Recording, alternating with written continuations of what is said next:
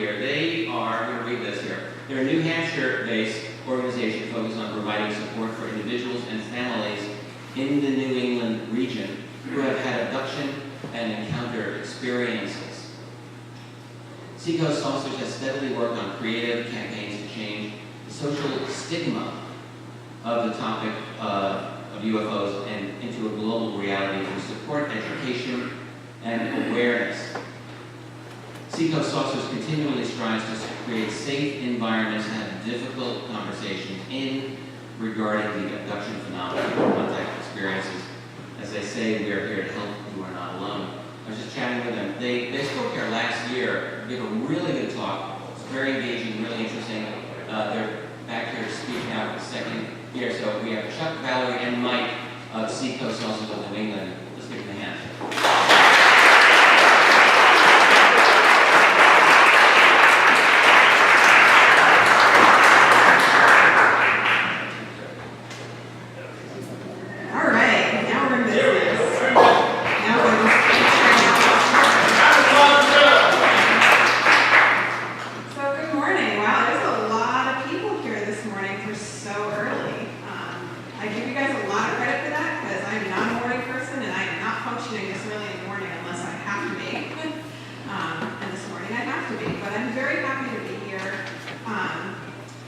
We are Seacoast Saucers of New England. My name is Valerie. I am 1/3 of the group. And bear in mind that I'm a little nervous this morning. There's a lot of people here for me.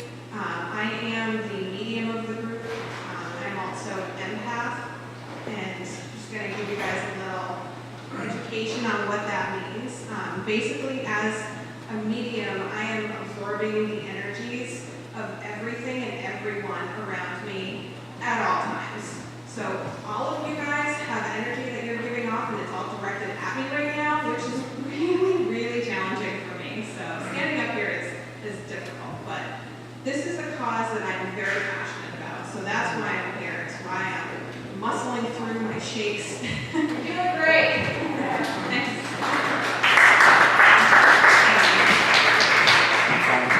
So creating social change in everyday ufology. If you guys were here last year, this is going to sound a little familiar to you. This is similar to our presentation last year, and I want you to bear with us because this is a very, very important topic, and one that is kind of the core of our group. What does that mean? It means I just turned up the volume so it's going to be more stuff. But yes, people, you can't hear anything. And encounters. We want to change those conversations. We want it to not be whispered, behind your hand, like, I think I saw UFO. Like, we don't want people to have to whisper. A lot of people have these experiences, and they're very real. And we should be able to talk to each other about them. When we can't talk about them, that creates problems. It creates secrecy. It creates self-consciousness, around these things, and we're trying to rid ourselves of that. So who is Seacoast Saucers of New England? So as I said, we're Chuck, Mike, myself, Valerie. We co-founded Seacoast Saucers 3 or 4 years ago, hard to keep track. And we are right up the road in Stratham, New Hampshire. So if you are local and this is a conversation you want to keep happening, come visit us and help us keep the conversation going. Some of the things that we do as Seacoast Saucers is social events. One of our most popular events is called Social Saucers. Right now it's 2 times a month, and it's just a conversation, an open conversation around everything ufology. And it's really fun. So if you have any interest in talking about UFOs, ETs, that's a place for you. We do speaking engagements such as the Exeter UFO Festival. We're very happy to be here today. We do skywatch and contact gatherings. Investigations, if somebody has had something happen on their property and they're not quite sure what happened or they want some outside perspective, we're always happy to travel and visit and speak and do some investigating. Support services. This kind of goes along with investigating. When people have an encounter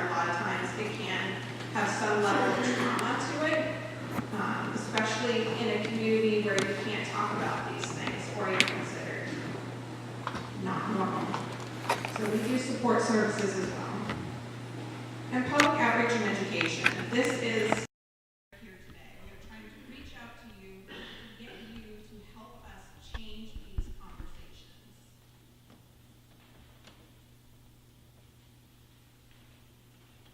And one of the ways that we are going to do that today is we are going to be asking you guys questions. We want you to get involved.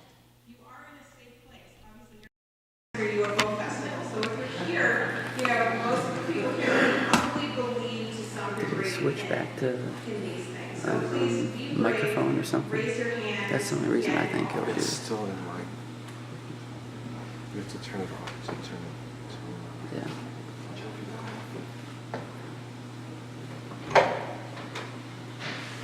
Because like nothing I did over there should have done that. That's like something completely different.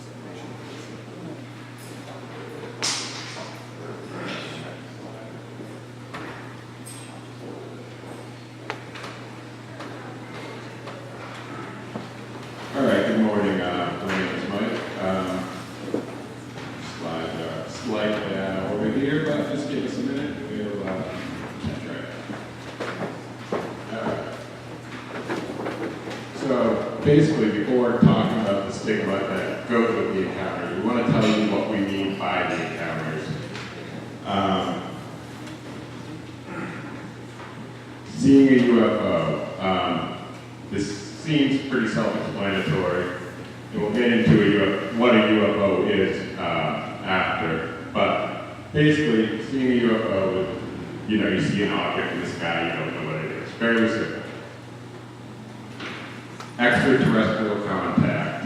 When we say this, we mean extraterrestrial contact. Something that is biologically living, breathing flesh, not from Earth. You'll hear people talk about in the Earth sometimes. Those are not extraterrestrials. They are from the Earth. So when we say extraterrestrial, it means not from this Earth. Unexplained lights in the sky. This is almost like UFO. It's pretty self-explanatory. Doesn't mean it's an alien ship. It is just the light in the sky we cannot explain. Spiritual encounters. When we talk about this, we mean non-physical encounters, dreams, the sudden urge to be somewhere, even if you've never been there before, didn't even know the place existed, communications, and meditations. And abduction. Hollywood has taught us what this one is, right, folks? The light strobe, you unrobe and get ready for the probe. No, it's not quite. It's a little more complicated than that and a lot more sensitive. Basically, abduction means against your will. We hear people say, oh, I want to be abducted. You can't want to be abducted. You don't want to anyways, but it's just not how it works. All right, so as she said, we are going to inquire from you guys today for a little help. So who's ready to help us out? Okay, that was horrible. We need you guys to make some noise.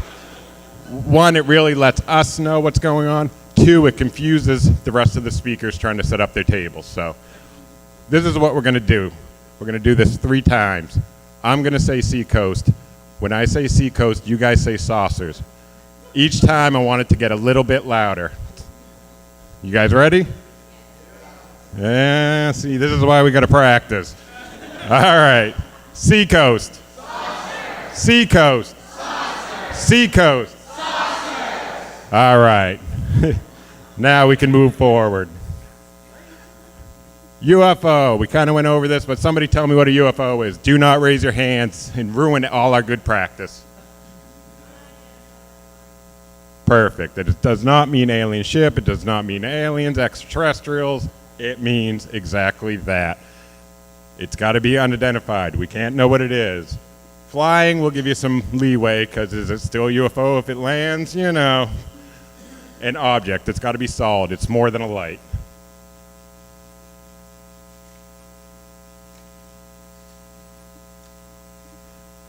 And then, because my slides are out of order, I just wanted to, these are the terms we use commonly, but with this, I just wanted to add some of Hynek's original scale, just to kind of compare that to some of the terminology we use. So basically, a nocturnal light is basically what we would call an unexplained light in the sky. Daylight disk is a craft or solid object in the daytime. A radar visual, it's a sighting with the added benefit of radar. Then we start getting into the close encounters. A close encounter of the first kind is an object seen within 500 feet, and you can usually make out notable details. Close contact of the second kind, there's some type of witness effect, paralyzation, or trace evidence like landing marks, scorch marks, broken trees, that type of thing. Close encounters of the third kind is animated creatures are present. These can include humanoids and robots. And that was Hynek's original scale. It's obviously been added to over the years. Close encounters of the fourth kind include our abductions. Jacques Vallée also thought it should include transformation of the sense of reality. So it's to include non-abduction cases where people are having hallucinatory or dream-like symptoms as well. And that would fall into what we call spiritual encounters. And then there is CE5, which I think a lot of people are familiar with, or at least heard with, and that is basically human-initiated cooperative contact. I think the problem with this term is it's often overused because we use the phrase CE5, not close encounter. A lot of these we see a little pinpoint of light move across the sky and we're like, that was a great CE5. No, it wasn't a close encounter. So as long as we all know what we're talking about, it's not that important. But you know, for people who don't believe, it's good to have a solid definition. So I'm going to turn you guys over to Chuck, and he's really going to need your help with some answers, so help him out. Boy, do I need help. You know, in many ways, and I want to thank everybody for being here tonight, I think our presentation is a great way to start this weekend for one major reason, and that is people come here with preconceived notions as to what they're talking about all the time. We think, as Mike just talked about, we think UFO or aliens in this spacecraft coming here and abducting people. It's not what a UFO is, and in many ways, I think it's good that we start with some definitions, because this weekend you're going to hear a whole bunch of different stories, and people are going to be using things in different ways, in different terms. And it's always good to get a good foothold on what these things are. Am I going backwards? I'm going forward? Oh, I got this upside down. That would explain everything, wouldn't it? We're on a roll here. First we don't have anything keyed up, and now we got it overkeyed. Okay, so, you know, as Val and Mike had said, we are a little bit different the way we do our presentations. We like to involve you, the audience. And this can backfire sometimes. Almost every time we do this, there's always that crazy guy in the front that wants to interrupt us and tell us all his stories in the middle of our lecture. I mean, it's a given. We're going to see if that happens today. But I really want to involve everybody because I think audience participation can really show us our model is you are not alone, right? That's what we believe. In fact, you have a room, and I think before everybody started really gathering in here, we had at least 60 people. We're up to about 75, 80 people now. So I'm going to be asking some questions, and I'm really going to challenge everybody in this room here today to be brave, because outside of this room, if you were to tell somebody that you had an experience with either a UFO or a light in the sky or even an alien, what's the first thing they'd probably call you? Right. Not in this room here today. So I'm going to ask all of you to practice acceptance in this room and be really, really brave here today. So here's my first question for everybody in this room, and we're going to use a show of hands. And this might surprise people, all right? Please be brave here today. Raise your hand in this room right now of about 80 people if you yourself have ever seen, as we've defined it, a UFO, an unidentified flying object. Quick count. Raise them up really high, everybody, if that's the case. Quick count here. 1, 2, 3, 4, 5, 6, 7, 8, 9, 10, 11, 12, 13, 14, 15, 16, 17, 18, 19, 20, 21, 22. Yep. If it's an unidentified flying object, you have not identified it. That was about 40 people. Let's say there's 80. That's half of this room has had that right there. So let me ask you all a question. Does that surprise anybody in this room? Nobody? You know, everybody says it never surprises them every time we do this lecture, and that surprises me. Because you walk around here and you tell somebody you've seen a UFO, and what do people say? Go ahead, anybody. What's that?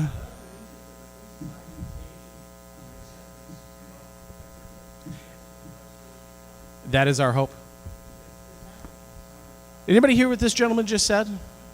What he said is society is hopefully changing. Well, we're hoping so, because our whole organization and why we're here having this lecture today, how do we create social change, right? You're all going to leave here, and some of you in this room are believers that there's something going on with this phenomenon, and some of you aren't. That's fine. But here's what the struggle is for those of you that have seen something that you can't identify, shouldn't we go out and tell everybody around us and try to figure out what's going on? Isn't that natural? Isn't that human nature, trying to figure out what is going on? But we can't, right? Half of the people in this room have had one of these experiences that they cannot figure out, yet we don't talk about it. We're going to get to that in a little bit. So here's my next question. How many people, this is going to really show bravery from those of you that can answer yes to this. Raise your hand if you feel like you've ever encountered an extraterrestrial, something not from Earth. Raise your hand really high. 1, 2, 3, 4, 5, 6. 6 people. Okay. So 6 out of 80, does that surprise anybody? So now we're starting to surprise people. Believe it or not, I've had lectures with less people and more hands up. I think sometimes it can just really, really be hard because, again, we're talking about social differences, right? We're talking about social conditioning. People are going to think you're crazy if you talk about these things. So this is a little bit different than a UFO. So Mike just talked about this earlier. He said, there's a difference between a UFO and seeing an unexplained light in the sky, right? So I'm going to ask the same question to everybody. Raise your hand really, really high and keep them up if you yourself have seen an unidentified or unexplained light in the sky.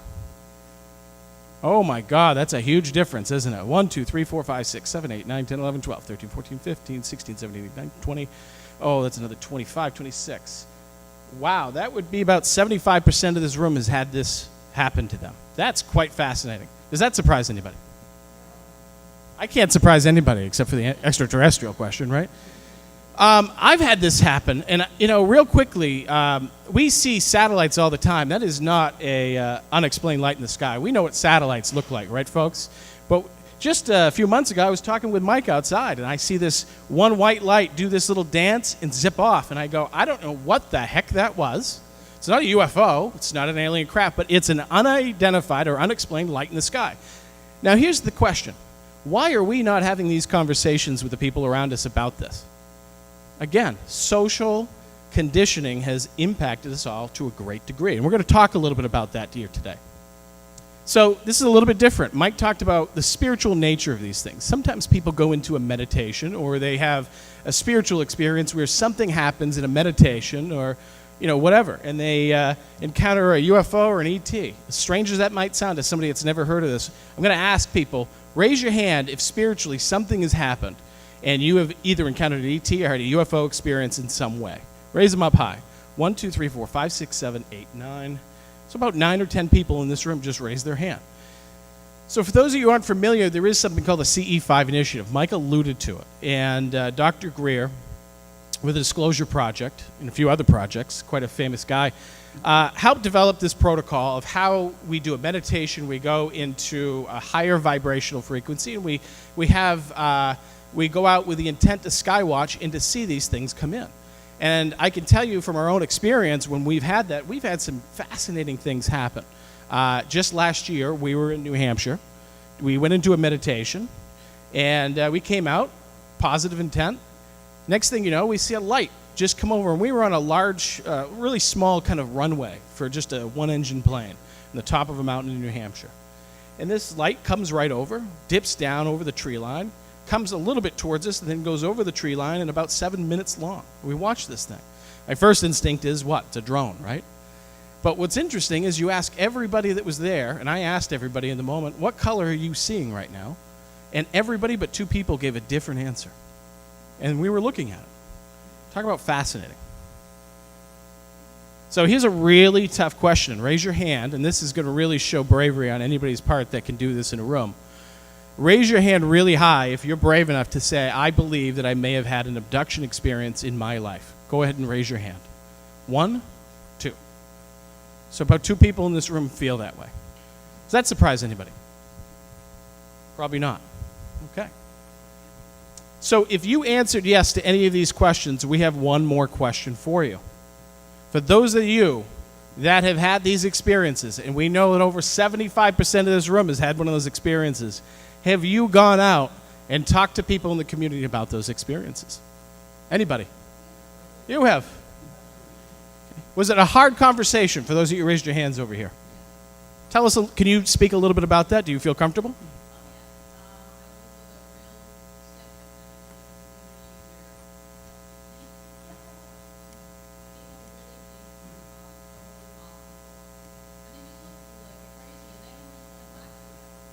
So, did everybody hear what she just said? She said it was a hard conversation for her because when you talk to somebody about an experience, they think that you're crazy.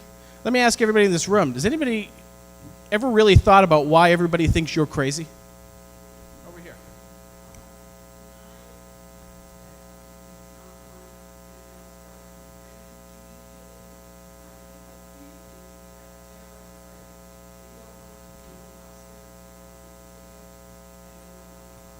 So you're talking about fear.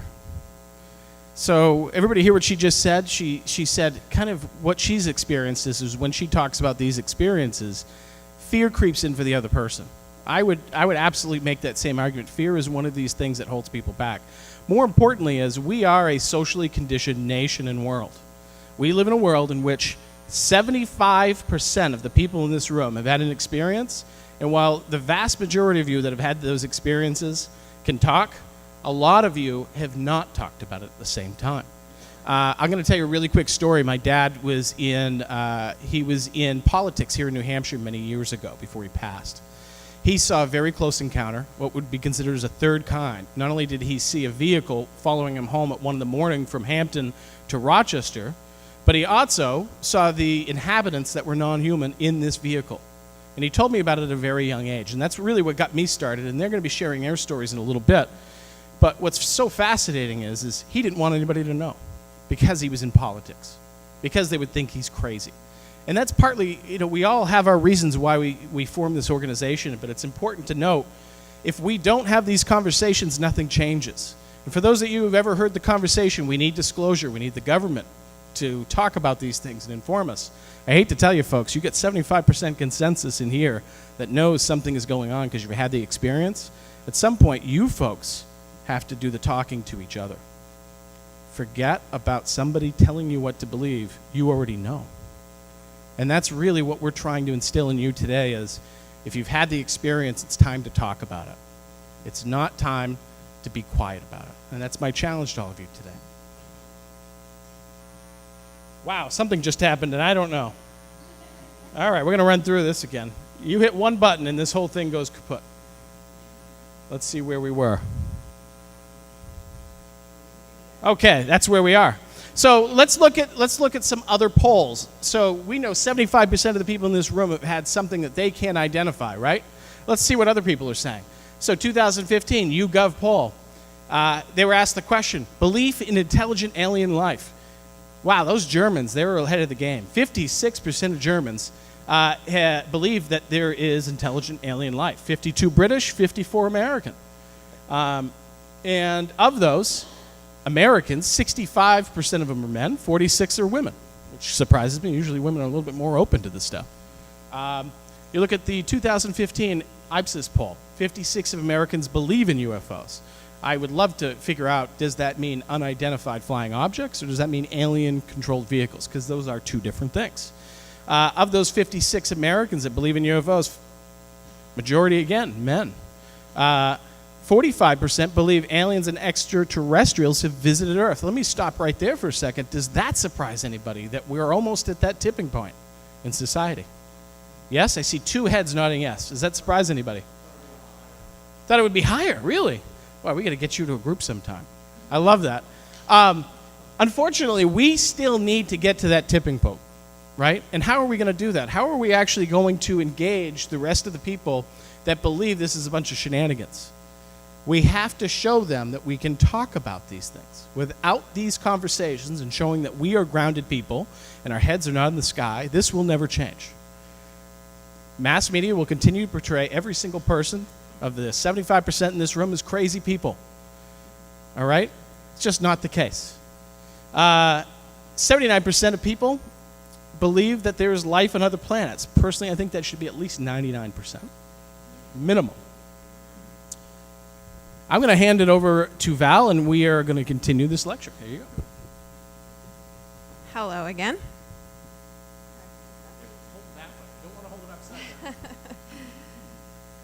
So I'm just, bear with me while I get to my notes.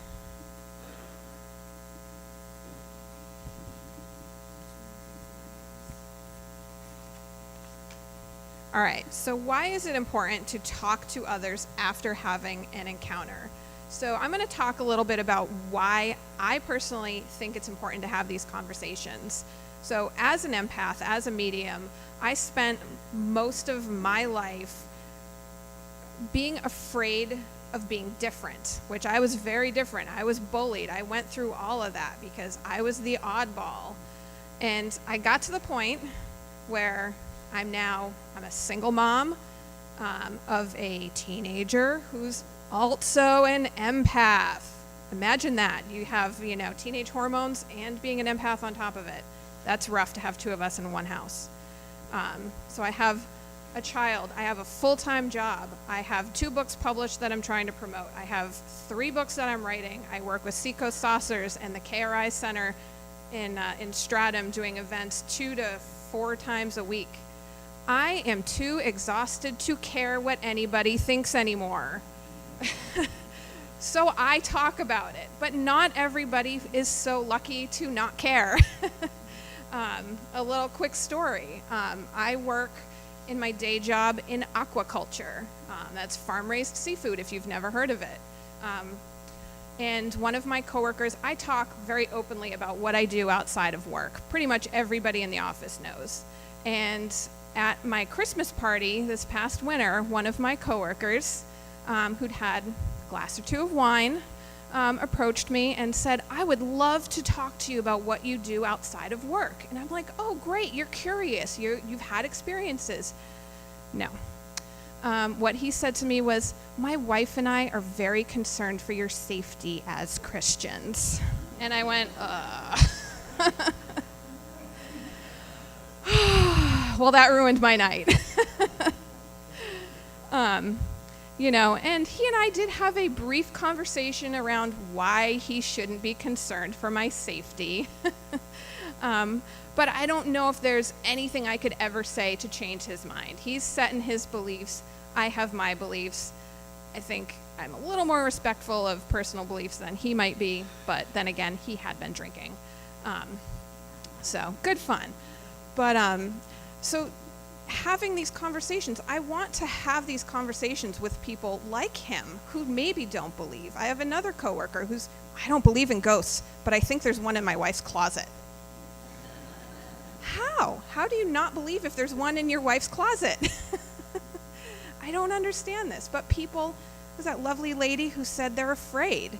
That is very true. People are afraid that these things really are real. But I think if we can educate people and talk about it, we take away the fear. I mentioned that I have a daughter who's an empath like me. She's dealing with this stuff. She saw unexplained lights in the sky. She doesn't talk about it to her friends because she's a teenager. She doesn't want to be different or weird. She already has a weird mom, so, she has to deal with that. But I want her to be able to have these conversations. It's so important. And the more we have these conversations, the more okay we make it for other people around us, it'll spread. And then before long, people won't be able to deny anymore, and maybe they won't be so afraid. And that, fear is really just one of the worst things that humans have to deal with, and it's very frustrating. And that's one of the words up here, because that's what we have to deal with when we have these encounters. There's trauma, and it's hard to talk about trauma. There's shame, You should be embarrassed for admitting that you have had encounters. No, you shouldn't. But these things lead to isolation. if you've ever felt isolation, that is not a great place to be. To have these things building up inside of you and think there isn't a person on this planet who wants to hear what I have to say. Chances are good that's not true. And so we want to take away the isolation. We don't want people to be afraid to talk about this. That's why we are here, and that's why I'm here, because I don't want people to be afraid to have these conversations with me, with their coworker, with their children, their parents, whoever they are standing next to. I want us all to get to the point where we can be standing in line at the grocery store and say, hey, did you see those weird lights in the sky last night? And not worry about that person like looking at us like we have 3 heads. Maybe that'll happen one day, and I really hope so. So, who wants to tell their story next? Okay, before I talk about why this is important to me, I need to put a screeching halt to this lecture. A big part of what we do is trying to create social change, and a big part of that is going to be the future, how people deal with it now to change what the future social conditioning will be. Every year we hold a fundraiser for this event. It was a 2-day event this year. It was a 13-hour day, about 10 hours of speakers. We were exhausted. Everybody who participated in any part of it, except one. Oh yeah, he's smirking. He knows it's coming. My man Cody, you want to stand up? I don't think this kid blinked for 10 hours. He was right in it. So, yeah, no, he definitely deserves a round of applause. But back to the lecture. Why is it important to me? Because it has to be. I didn't have a choice. This is my life. My encounter started when I was about 3 years old. There's some indication they might have been earlier than that, but I have no recollection before the age of 3. It started right down the road from here in Southampton, New Hampshire. For some unknown reason, my cousin, who's about 6 months older than me, we were both seemingly called outside by some unseen force and standing in the driveway in the middle of the night. This was not the way we were raised. Our parents were like hawks. If, you managed to get by one, aunt or an uncle was right on you. And we're just kind of standing there, and there wasn't anything happening. And all of a sudden, the woods at the back of the house, they lit up like there was a forest fire like you've never seen. And slowly this giant craft rose up from behind the tree line and started making its way to the driveway. There was a big memory gap for standing memory for a long time. I did get some regression eventually and find out what happened in the middle there before I remembered seeing it leave. And it's been ongoing since. And I felt alone my entire life. I wouldn't talk to anybody. We lived next door to my grandmother, and I wouldn't talk to my grandmother. I was that internalized and traumatized. I would not talk to anybody about this. Finally, I got into about my mid-20s, and I said, I have to do something about this. I need to talk to somebody. I need to get this off my chest. So it started with my cousin, who was there. She didn't recall the details of that incident, but she did recall an incident I had forgotten about.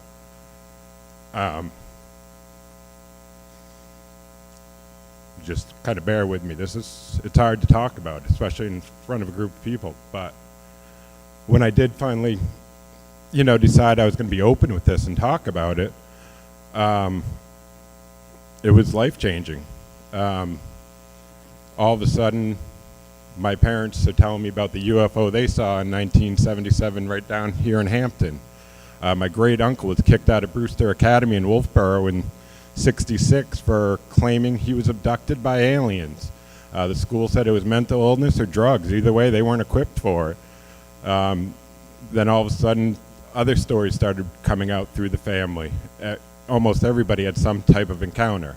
And when we grew up in a household or, family structure where ghosts were okay, we tell ghost stories. Everybody believed in ghosts. My grandfather's house was haunted from day one, and that's just how it was. We were open to that. Nobody talked about UFOs. That was off the table for whatever reason. So yeah, there's trauma. You carry it around and you internalize it, and it's not good. But yeah, it's really helpful to talk to people, and I think the people are what's important. You're going to see a lot of speakers today, and some of them, they're great investigators, they're great researchers, but they're nuts and bolts. And that's good. Ufology is a wide field. There's room for that. But for me, I think it should be about the people, not the proof. That's where your answers are. We need to stop worrying about the cause and worrying about the fact, because it doesn't really matter at the end of the day if it is creatures from outer space, another planet, or whatever. It doesn't matter. The effect is real, and that's what we should focus on. And I think that's all I got for the moment. I'll give it over to Chuck. Mike Stevens, everybody. You know, there's a lot of words up here, and I just got to go back to something he said. You have to be a really strong person to say what he just said in front of a group of people. I just want you to think about what he just said.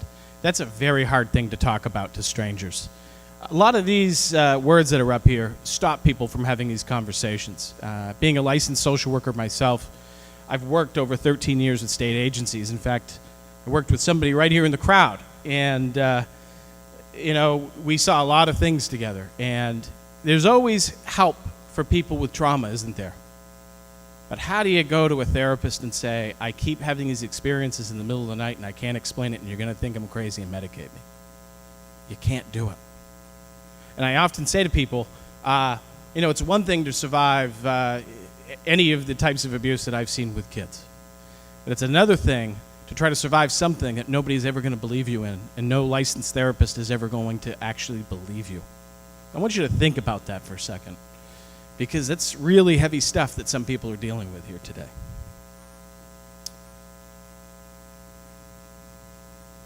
So once again, I'm going to ask for group participation. I like to get people involved. It's early in the morning. Has everybody had their coffee this morning? That was okay. Let's try it one more time. Everybody had their coffee? Couple no's. All right. Get some coffee. I think the Kiwanis has some coffee across the way. So I'm going to get you all involved again. Here's my question. What reactions do people have when someone says that they saw a UFO? So I'm going to ask everybody. Go ahead. Blurt out a word. What would somebody call you if you said, I saw a UFO last night? All right, maybe one at a time. Go again. Freak? Jealous? They might laugh at you, right? Has anybody ever seen that? Yeah, last night there was this weird sound. I look up, there's this light in the sky, and it buzzes off. Oh, what else do they say? Reluctant acceptance.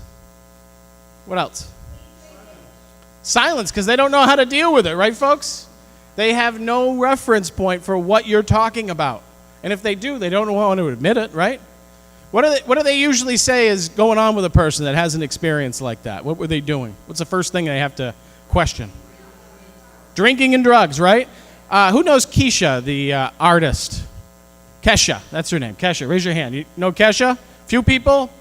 Well, she's the younger generation. I kind of know her, and I'm 40.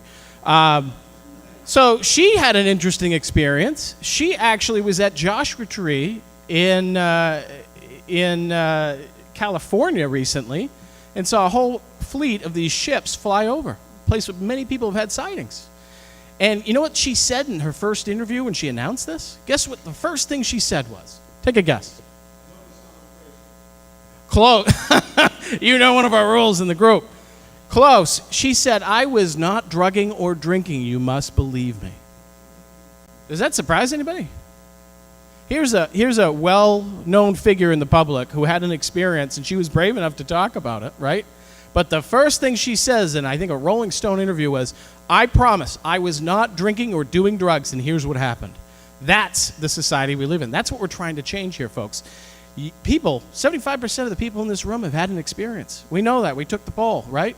They don't know what it is. We're not going to say it's alien. We're not going to say but it's a UFO or an unidentified light, right? So we look at this and we say, wow, what are the reactions? And you just named them all, right? They're probably crazy, mental health, whatever it is. So he's crazy. That was one, right? She was probably on drugs. Did you see Little Green Men? Now that's a good one right there. Nobody said that one. We did talk about how people will laugh at you, right? But isn't this almost kind of where we are today, as people are going to mock your experience if you talk about it? I mean, it's ridiculous. So I alluded a little bit to my dad's story. Mike has shared his and Valerie hers, but I'm going to tell you the full story really quickly. My dad was in construction. He was in government. He was a two-term House of Representatives here in New Hampshire. Served in the late 70s and 80s. His name was Richard Credo. For those of you from the Rochester area, you may actually know Richard Credo. They named the Vocational Center after him. He was Man of the Year, and he served the longest city councilman in the history of Rochester. That was my father. I was very proud of him. Well, my dad knew people like Sununu, the McAuliffes, and he had an interesting experience he told me about when I was about 11 years old. I'll never forget the day when I said, "Dad, do you believe in UFOs?" And his response to me was a stunning yes. I have to, because I saw one. And I said, "Oh, come on, you spun webs with Spider-Man and you flew with Superman. That's a bunch of baloney." And he said, "No, I'm being absolutely serious. About a year before you were born, I was driving home from Hampton. He used to work at a construction company. It used to be called Midway Excavators. He was coming home to Rochester, the back route. We think 107, 101 to 125. Those of you from the area should know that route. And he said it was about 1 in the morning, so we're looking at roughly 1976. And he said all of a sudden he looks up to his upper right, and there is this very large craft. He could be 80 feet long for all he knew. 3 windows, metallic craft. And not only was this thing so close that he could see the windows, he could see what was in this craft. He could see alien beings, or what he described as black eyes, almond-shaped, watching him from each window, one in each window. And the one in the middle window had what he thought was a clipboard. Today, I think if he would have told the story, he would have said it was an iPad. Just a thought. But this followed him home, and it changed my life to hear a story like that. I said, how is it that my father could have an experience like that and never want anybody but me to know about that? So I went home, being the little investigator, and I asked my mom, I said, "Mom, do you believe that Dad saw a UFO?" "I don't know, maybe." And I went to walk away thinking he got one over on me, and she goes, "Hold on. There was a time about 1 year before you were born, and your dad came home at 1 in the morning. Now, my dad's story is he was as cool as a cucumber. Didn't scare him one bit. My mom's story is he came home looking out every shade, freaked out, and couldn't sleep that night. One difference. For those of you who know how we men work, that's typical. Like to make everybody think that we're these big tough guys, right? She must be mentally ill. That's another one. So my dad was really scared about all these things getting out into politics and in the world, right? How is it that you operate in the political world today if you tell everybody you saw a UFO that followed you home for about 15 minutes and you saw little, gray men with black eyes watching you? How do you operate in today's society when that stuff happens to you? I see a lot of people nodding their heads yes right now. Does this resonate with people? No? Does it resonate with anybody? Yeah, there we go. He's lying to get attention. I don't know about you folks, but the last thing I want to do to get attention is lie about something this monumental, right? I mean, I hear people laughing. It's almost humorous. So I'm going to try to spin this around. Being a social worker myself and kind of studying social change with people, I'm curious about the opposite to these things, right? So for somebody that has an experience that actually talks about it to another person, are they really crazy for talking about that? No. What are they? Who said brave? Raise your hand. Yeah. Courageous, brave, right? How hard is it to tell somebody that's going to think you're crazy that you saw something like that? What else are they? They're strong, right?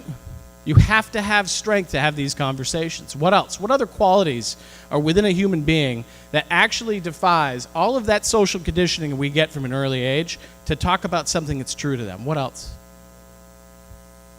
Integrity, brave. What else, folks? Absolutely. You have to be somewhat fearless. You have to be confident too, don't you? These are all the truth. So behind everything that we're told within society, when you have these experiences and you leave here today and you go tell somebody about something you saw, the truth is that right side is what really makes you for having those conversations. It takes a strong, confident, and brave person to have these conversations. So, what is it that we can all do to make a difference? And we're going to kind of share a little bit of time here, but the truth is this, folks. You all are going to be here. A lot of you are going to be here for today. Some of you are going to be here for tomorrow. You're going to have this whole weekend in order to hear some of the best lecturers talk about everything from the alien agenda to the nuts and bolts. And there's all sorts of different parts to ufology here. And we're a good way to start this off because we're really warming you up for what's coming here for this whole weekend. And it's going to be an amazing weekend. What can you do to make a difference? We can all do some things differently. And our whole shtick is we want to create that social change. You can leave here and do very simple things to make a difference today. You can have conversations with people about things that you saw. You can talk about seeing Richard Dolan giving a presentation. You can talk about Seacoast Saucers and all these great presenters. And you can do it in a down-to-earth, grounded way without having your head in the sky. This is important. This is very important. Because until we make that change, until we make that difference, everybody's going to look at us in that left column, right? So it's up to us to make that difference. It's up to us to have those conversations. Little things can make a difference. Sometimes, you all got a pin here today, right? Everybody have their pin? Raise your pin up real high. Wear that pin on your hat. Wear it on your shirt. Take it with you somewhere. Start a conversation. You'd be amazed what happens. I was out taking my dog for a walk not too long ago. And I was wearing my Seacoast Saucers shirt. And a lady comes up to me and says, hey, what is that on your shirt? Is that a kayak? Are you a kayaker? I said, no, it's a UFO. Oh, really? Well, that's fascinating. You know, I saw a UFO, blah, blah, blah, blah, blah. Next thing you know, she's relaying a story and finding out, and she's actually having a conversation. We can do that in every day, right? We can actually practice these things. And all it takes is it takes us being open, confident, brave, and courageous to have these conversations. And remembering that everybody else, they're just fulfilling that programming for themselves. Is there anything else to add for anybody before we take questions? Mike? I think Chuck kind of covered it all, but all I had that I was going to say is, how many of you, show of hands again, raised your hands earlier, that you've seen something, you believe in something? That's a good percentage. With that, live your truth. You believe in it. Live it. Nobody's going to do it for you. If you don't go out there and, advocate for yourself or the cause, nobody else is going to. Nothing's going to change if you're not willing to make it. And as Chuck said, it can be hard. Some people are just purely unwilling to listen to it, no matter what you say. Don't let it bother you. You can't live their truth. You can only live yours. You have to just, if you believe it, live it. Nobody's going to do it for you. Don't wait for the government. And then there's next in line theory. If I get out here and I say it today, it was hard for me, but maybe, just maybe, hopefully, somebody out there, now it helps them. It makes it just that little bit easier for them to come up and say, hey, I had an experience too. I saw a UFO. And then the next guy, it gets a little bit easier, and a little bit easier, and a little bit easier. I kind of think of it as a jar that, you put a penny in it, and you put a penny in it. Every time somebody steps forward and comes out with their story, it's another penny in the jar. And eventually, what do you have? Change.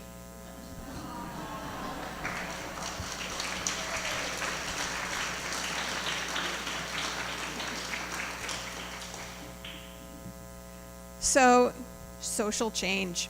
What can you do? We did create a little list. I think we've talked about a lot of this stuff already, but repetition, kind of helps implant it in your mind. So listen to other people. Be supportive of them.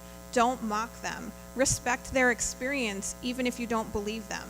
And I can say from experience, I work with the KRI Center for Consciousness Studies up in Stratham, not just doing this, the ET and UFO stuff, but spiritual stuff, Bigfoot, all of it. And there's stuff, people tell me that I'm like, that's out there even for me, but good for you. It can there's such a wide range of stuff out there. So, be open to what other people are saying and don't dismiss it right away. Ask questions and have the conversations. Be curious about what they are saying. Don't be afraid to talk to someone about it, because they may be the gateway because that may be the gateway to getting them to open up. You can do simple things like wearing your button, putting a sticker on your car, wearing a UFO t-shirt to start those conversations. Be brave and be courageous. And above all else, just be down to earth. Those are great things. Have these conversations with people. One other quick story from me. I've been with this group for 3 or 4 years. I've been with KRI doing this stuff before that for, 3 or 4 years before that. And my mother, who knows I do all this stuff, it was within the past year, I'm having dinner with her, and I mentioned I had an experience with my father when I was very little, and I asked her, did he ever say anything to you about what happened? And she said no. And then she goes, did I ever tell you about the time I saw a UFO over the Robert Frost farm? I'm like, how long have you known I've been doing this stuff, and you're just now telling me about this? But people don't always think to have these conversations unless we open the doors and make it okay to have these conversations. So we are hoping that each and every one of you today can help us help everybody else have these conversations. And we would like to thank you all for listening. You can find us at Seacoast Saucers of New England on Facebook and seacoastsaucers.com. We have some information on our table out in the speaker's room. And I think we have time for questions, if I'm not mistaken. So, yeah, I'm not getting a no. So if anybody has any questions. Yes.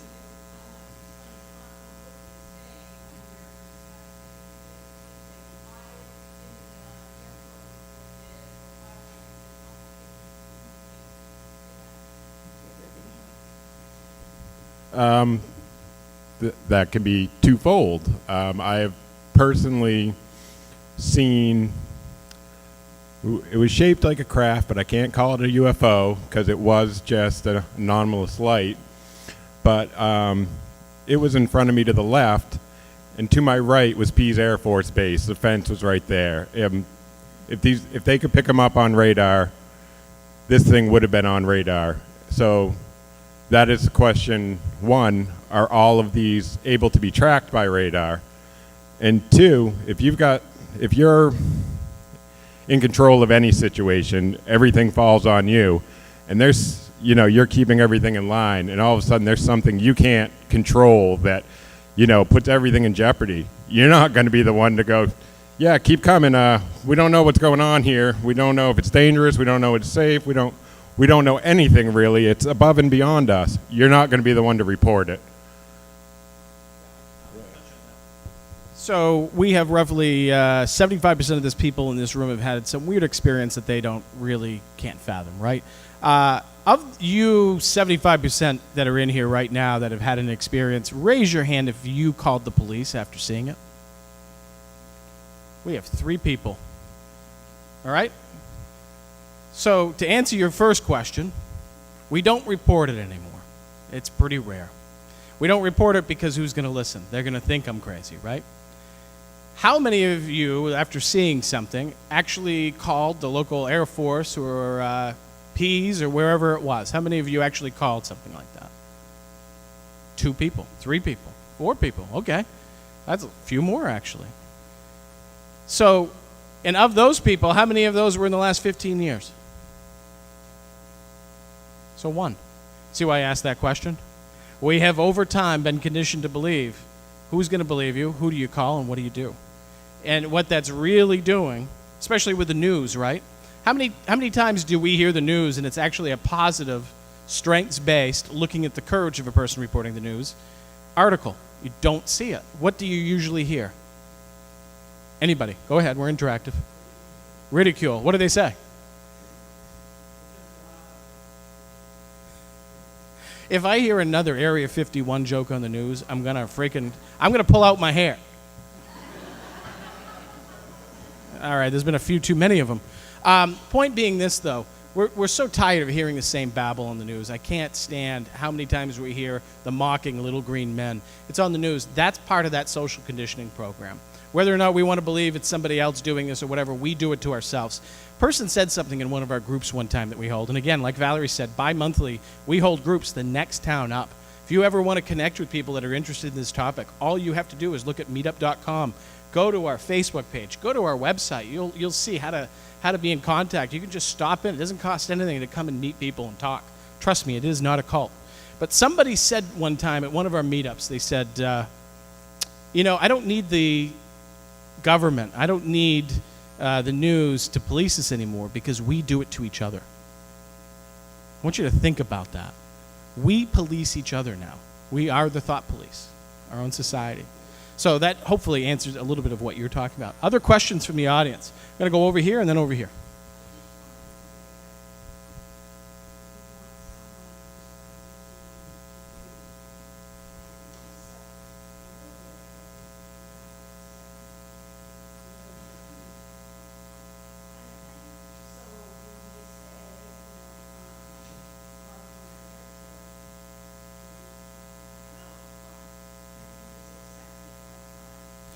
So I think what you're talking about is judgment, right? A lot of people use judgment today. Absolutely. Over here.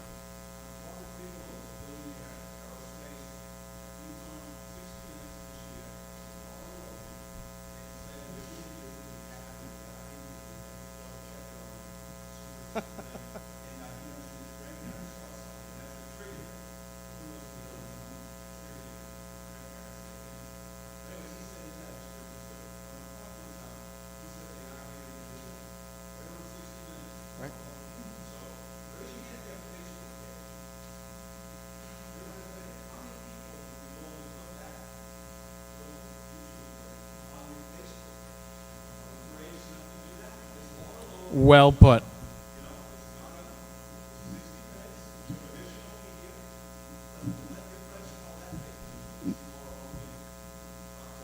No, folks, we did not pay him to say that. I can assure you. While I know this man, I did not pay him to say that. Other questions before we head out? Over here.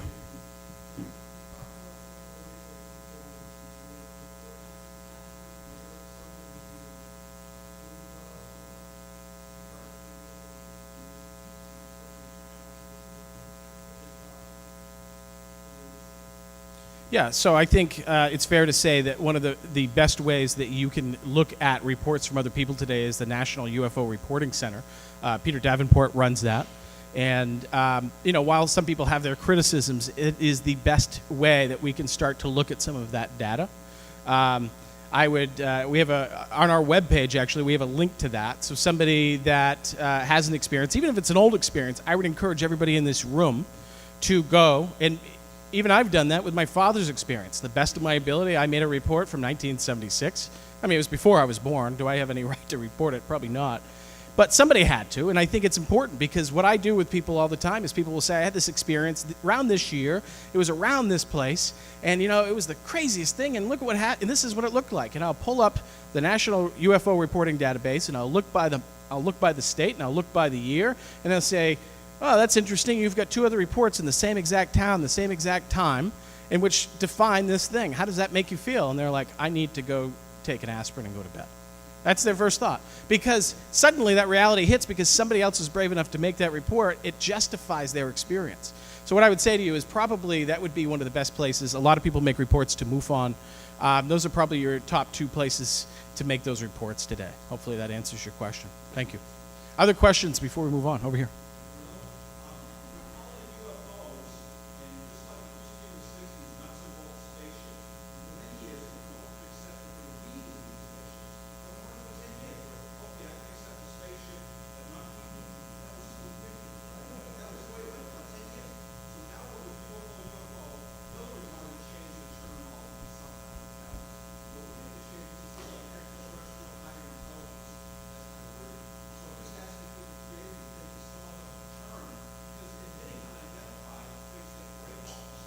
So maybe we can have a contest this weekend. Let's create the best term.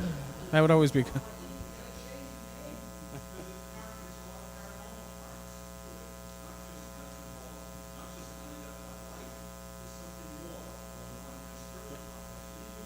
Yep. Question over here.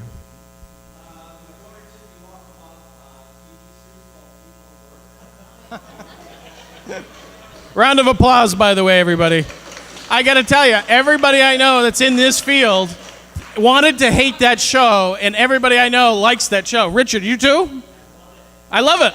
I want to hate it. Do you want to hate it? Yeah.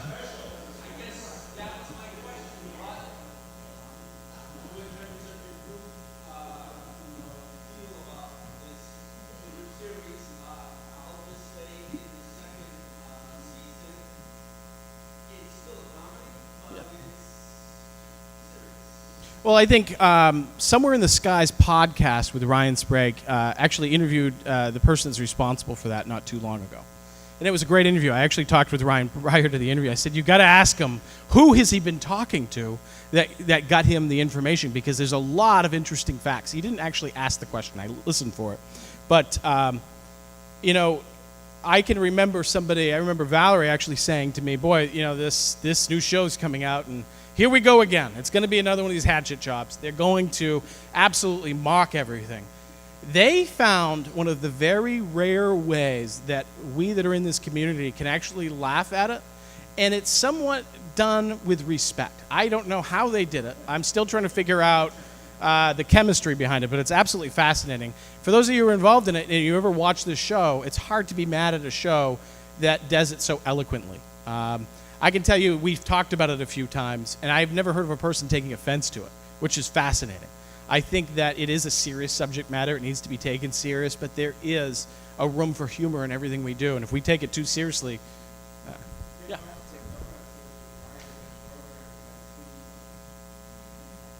I just wanted to add about the show, because I am a fan, I do watch it, that one of the things that I love, and I don't want to, you know, no spoilers here, but they do effectively show that just like humans, you cannot assume they are all the same.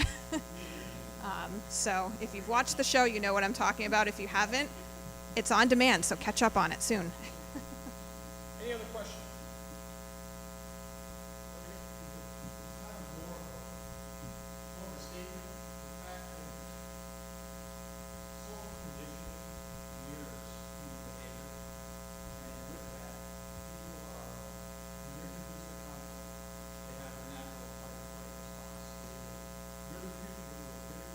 To that, but I also want to say something to that effect about, you know, the effect of society, and people a lot talk about disclosure, you know, from our government. But again, if we make these conversations okay, if we spread the acceptance of the reality of what is happening, the government won't have anything to disclose, because we'll already be like, yeah, we already know it's real. Like, why are you trying to tell us the same thing that we already know? So. Yeah, and just to touch on what you're saying, I don't know if everybody caught what he was saying, but essentially, social conditioning does not happen overnight, I think was your point, right? It takes time.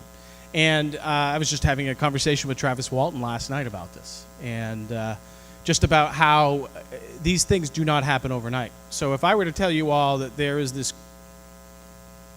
rare koala bear-looking pink creature that lives in the rafters of this building itself, you're all going to look at me like, come on. Right? No, but I expect you all to believe it this minute. But over time, if enough people see it and you all start to believe it, it might sink in. That's a lame example of... Yes.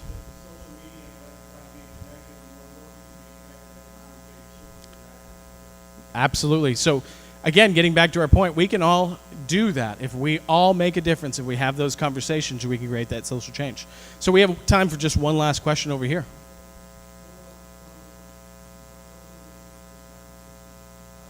Can you speak up just a little bit?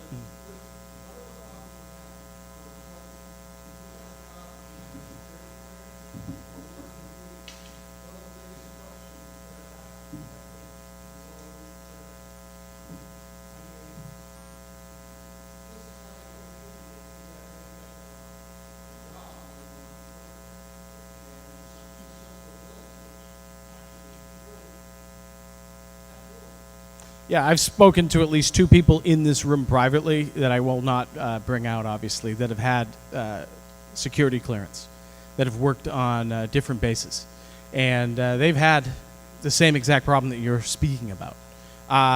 I can't really tell you how to handle that. I didn't look at whatever documents you're talking about, obviously, so I wouldn't even be brave enough to guess. But I think it's important, especially with today's whistleblowers, to be very careful about how we do things, whatever agreements we make with the government. And just remember, regardless of what we do out there, we can still make change within here, within our inner circles. And that's really what our organization is, and that's what we talk about. How do we create social change? So I want to really thank everybody on behalf of Valerie, Mike, Seacoast Saucers. I really want to thank you all for being here today. Thank you for helping us get this festival started this weekend. And thank you, everybody, for being a part of our presentation. Enjoy the weekend.